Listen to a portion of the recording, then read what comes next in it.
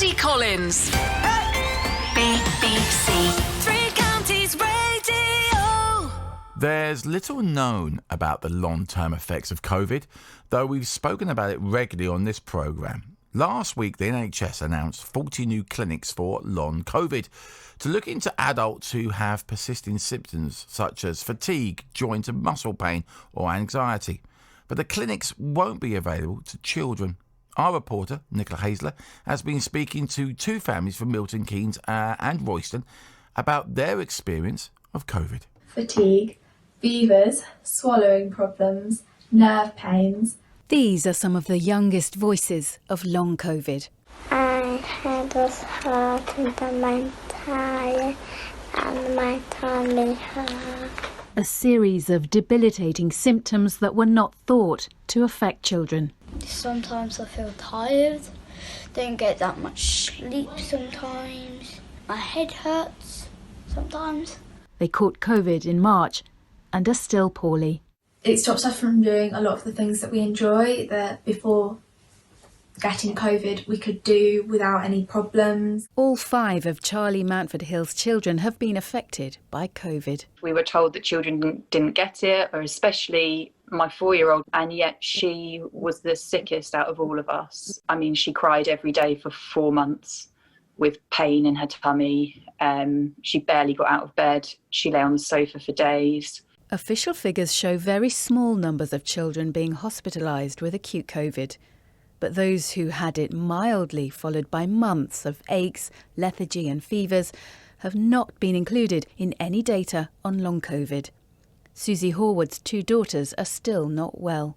I saw a GP last week, and despite the BMJ article in October about counting long COVID in children, she said to me there is no evidence that long COVID exists in children. So to gain the support and the resources that I need to find out what is wrong with my 3 children is just so difficult. The NHS has just announced it will open 40 long COVID clinics, 6 of which will be in the East. But as yet there is no provision for children. Professor David Rowlich is the head of paediatrics at Cambridge University. We've been preoccupied with its impact on adults. That's reflected actually in the funding from government and major foundations on research in children. We need clinics to look for and sort of anticipate the problems of kids that have had COVID so that they're not neglected and that problems don't get worse. Well, listening to that is Sammy McFarland, who says her daughter has been suffering with long COVID since April. She's also set up a long COVID support group. Good morning to you, Sammy. Good morning. So what have you and your daughter experienced then with COVID? So we've been ill since March and both have ongoing symptoms. We both had an initial period of recovery and thought we were over the coronavirus infection. And now, some 8 months later, we're still essentially in bed most of the day. I was going to say, what impact is this having on your lives then? Yeah. So for my daughter, she's unable to go to school. When they returned back to school in September, she went in for the first day, and then that saw a relapse in her symptoms for a good 4 days or more. So she was in bed, taking all her meals in bed for that entire time. She's no longer able to do any of her activities. She used to be a regular ballet dancer, horse riding, do aerial trapeze, running. Very active family, so she's not able to do any of those activities at all now. And her life is basically a couple of hours at school on a good day, and then the remainder of the day is essentially in bed. What kind of symptoms are we talking about here? Is it mainly fatigue?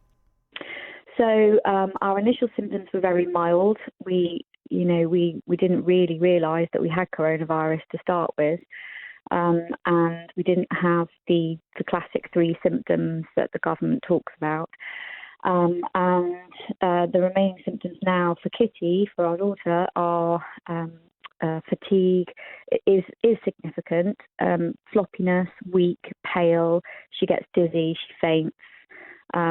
She has confusion, so sort of brain fog, as long haulers like to call it. She had a bit of a cough, but nothing significant. She had a couple of days of a minor temperature, but nothing significant. And now really it's just the ongoing unknown. And that must be very worrying for you and the family as a whole, really, must it, of course? Yeah, we don't have any answers when she asks if she's going to get better. We're not able to seek any support that's meaningful because whenever we attend an appointment, there's a lot of head scratching and explaining that this is new and that they don't have any answers and they're not really sure where to send us and they're not sure if tests would help and therefore we've been unable to access many tests or investigations. So we have a sort of a long list of questions and no answers. Yeah. I mean, given doctors are still trying to grapple with what's happening, it's understandable, isn't it, that they still don't know what's going on specifically? It's completely understandable, and we desperately need research into children with long COVID. But we also need access to investigations. At the moment, the children in our support group are finding it very difficult to get any investigations. So whereas with the adult community, they are being offered a lot more investigations for children, we don't seem to be able to access them. So a simple measure like opening these new long COVID clinics to children could be a small step to making a difference? Yes, that's part of our campaign. We're asking the NHS to put in paediatric services for children in the long COVID clinics so that they can have sort of meaningful intervention. But currently, any consultant appointment or appointment that children have been accessing ends up being quite negative in the fact that the specialist dealing with them perhaps isn't considering the language they're using in front of the children, which is affecting their ongoing mental health. You know, children need to have hope that they're going to get better. And we feel that that's most likely to happen in the long COVID clinics where people will be trained specifically about this condition. Okay, and tell us about this, this long COVID support group that you've set up, as well as a website for children too. So we started longcovidkids.org after releasing a short awareness film on YouTube, Long-Lasting Symptoms of COVID in Children. We got so many parents contacting us and saying that they were experiencing the same thing and thanking us for releasing the film and for talking about long COVID in children, that we set up a support group on Facebook. And the numbers are growing every single day, with parents coming along with 1, 2, 3, 4, even 5 children that have long COVID. And just at their wits' end and feeling unsupported. So that peer-to-peer support offers them some comfort at least. And that's all you kind of like. I mean, of course you want things to get better, but sometimes just knowing that you're not alone, that there are others out there that are going through what you're going through, helps a great deal, doesn't it? Yes, so much so. There's a lot of gaslighting around long COVID with children. Parents take their children to GPs and they're dismissed. Partners and family members can be dismissive of a child's ongoing symptoms because it's so new and it isn't being talked about. It is a major problem. Well, look, Sammy, I really appreciate you joining us on the show this morning, and I know I speak on behalf of all the listeners and everybody here. We wish you all the best for you and your daughter, and we hope that there's light at the end of the tunnel, and you're able to get the answers and everything you need in the future. Thank you so much. Thanks, Sammy. Cheers. Thank you for joining us on the show this morning.